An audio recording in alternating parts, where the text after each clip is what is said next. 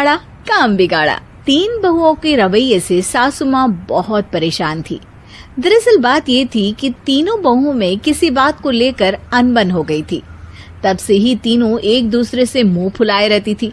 ना कोई सीधे मुंह किसी से बात करती, ना किसी का कहना मानती।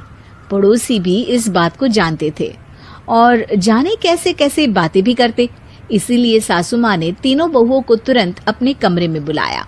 मैं कई दिनों से देख रही हूँ, तुम तीनों अलग अलग सारे काम कर रही हो।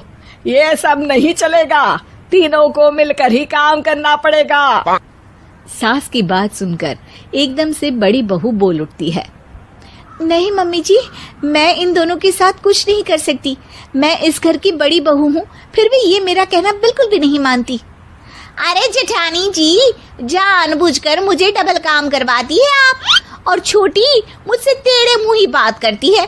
इन दोनों के बीच हमेशा सैंडविच बन जाती है मेरी, और मैं हमेशा आलू की तरह बीच में मसली जाती हूँ।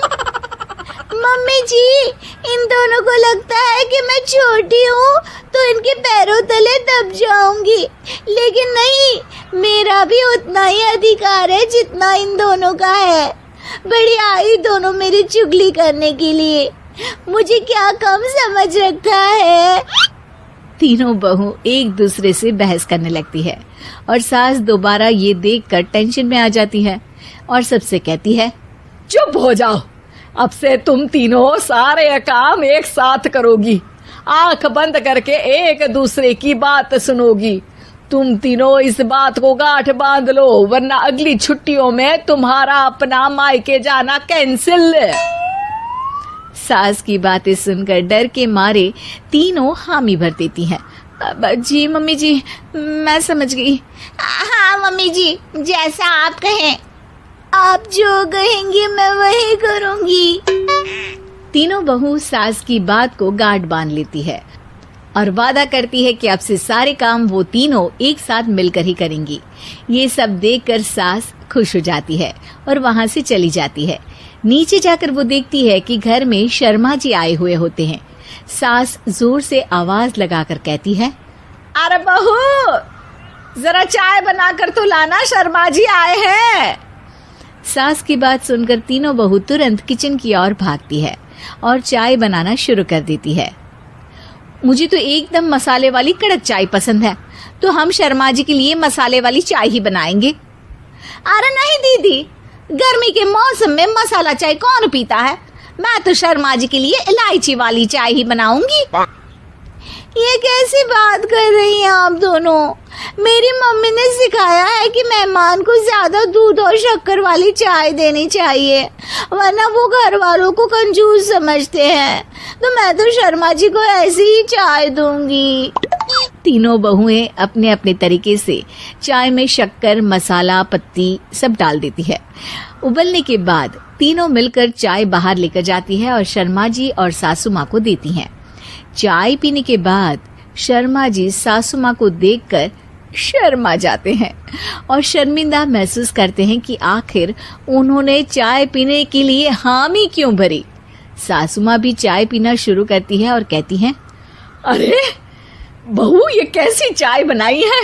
चाय है या मीठे दूध की बासुंदी? हाँ, चाय अच्छी नहीं लगी क्या? कोई बात नहीं, हम पराठा बनाकर लाते हैं। चलो चलो अंदर। हाँ हाँ चलो, हाँ आती हूँ मैं भी। नहीं नहीं, मेरा पेट चाय ने ही चौपट कर दिया, वही काफी है। पराठे से पोपट नहीं करवाना, मैं तो चलता हूँ। शर्मा जी चुपचाप पतली गली से निकल जाते हैं। अगले दिन सास बहुओं से कहती है, अरे बहू, जाओ जाके ऊपर के गेस्ट हाउस की सफाई कर दो। कल हमारे यहाँ मेरे दूर के रिश्तेदार आने वाले हैं, तो पूरे कमरे को चमका देना, समझी? तीनों बहू सास की बात को मानकर ऊपर सफाई करने चली जाती हैं और तीनों कमरे की सफाई चालू कर देती है। बड़ी बहू मकड़ी के जाले साफ करती है, तो बीच वाली झाड़ू लगाना और छोटी वाली सर्फ डालकर जमीन धोना शुरू कर देती है। अरे दीदी, जेठानी जी, अभी मैंने पूरी फर्श धोई और आप फिर से धूल नीचे गिरा रही हैं। और मछली जेठानी जी, आप बिना झाड़ू की धूल यहाँ छटक रही हैं। अरे तीनों को साफ करना है, एक साथ सफाई करते हैं ना। अरे वही तो, हम साथ साथ हैं, घर साफ साफ है। तीनों बहू ऐसे ही काम में उलझ जाती है और 2 घंटे तक एक ही कमरे की सफाई करती रहती है। बहुत देर से अपनी बहुओं को ना देखने के कारण सास ऊपर कमरे में उन्हें देखने जाती है, लेकिन कमरे में घुसती ही वो गीली फर्श पर फिसलने के कारण नीचे गिर जाती है। ओरी मोरी मैया, हड्डी मरोड़ के रख दी। आए मेरी तो कमर ही टूट गई रे। तीनों बहुएं सास को उठाती हैं और बिस्तर पर सुला देती है। अरे मेरे हाथ पैर दर्द कर रहे हैं, दबा दो, आराम मिलेगा। हाँ जी माँ जी। अरे जी माँ जी, जी माँ जी। और तीनों बहुएं एक साथ सास के हाथ को दबाना शुरू कर देती हैं। माँ की तो चीख ही निकल जाती है और नतीजा ये होता है कि सास के बचे हुए शरीर में भी दर्द उठ जाता है। हाय राम, ये क्या कर दिया तुम तीनों ने। अरे मेरी तो किस्मत ही फूटी है कि तुम जैसी बहुएं मुझे मिली। हे भगवान, पूरे शरीर में दर्द बढ़ गया है। अब तो पता नहीं कि चल भी पाऊंगी या नहीं। माफ करो, मुझे गलती हो गई मुझसे कि तुम तीनों को एक साथ काम करने के लिए बोला। सोचा था तीनों मिलके अच्छे से काम करेगी, लेकिन बड़े बुजुर्ग सही कहते थे कि 3 तिगाड़ा काम बिगाड़ा। तुम लोगों ने ये बात ना आज साबित करके दिखा दी। तुम तीनों को तो समझाना यानी मानो भैंस के आगे बीन बजाना है। तुम्हें अकेले अकेले काम करना है ना, तो अब से तुम अकेले ही अपना अपना काम करो। तीनों बहुएं वहां से जाने लगती है। अरे कहाँ जा रही हो? आप ही ने तो कहा कि अपना अपना काम करो, तो मुझे मुल्तानी मिट्टी लगानी है। अरे मुझे भी तो नेल पॉलिश लगानी है, मुझे ना मेहंदी लगानी है। सास अपना सर पीट लेती है और कहती है, अरे मुझे भी लगाना है कुछ। क्या माँ जी? क्या माँ जी? क्या माँ जी?